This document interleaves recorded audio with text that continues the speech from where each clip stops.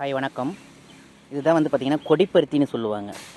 கொடிப்பருத்தின்னா நம்ம வெள்ளரிக்கஞ்செடி இருக்குது இல்லைங்களா, வெள்ளரிக்கஞ்செடி அதோட காய் வரும் பாருங்க, பூ வச்சு காய் வரும். அதே போல் தான் இதுவும் வரும்.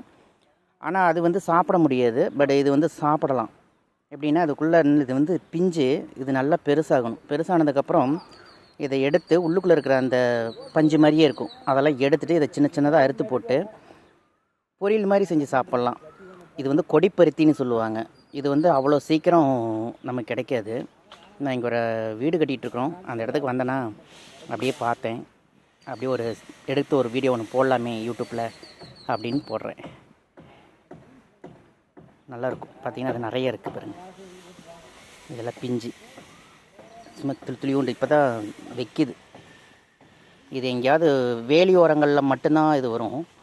அதிகமாக இது வந்து பட்டிக்காடு ரொம்ப கிராமத்து சைடு இருக்குதுன்னு பாருங்கள்.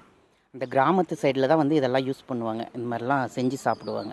அதனால தான் அந்த காலத்து மூத்த குடிமக்கள் வந்து ரொம்ப காலம் வாழ்ந்தாங்க. இந்த காலத்தில் இருக்கிறவங்கலாம் 40, 45, 50க்கு மேலே இருக்கிறதே அபூர்வம். ஏன்னா அவங்களுக்கெல்லாம் இந்த மாதிரி ஒரு வெரைட்டியான ஸ்பெஷல் இந்த மாதிரி இதெல்லாம் கிடைக்காது. கொடிப்பருத்தி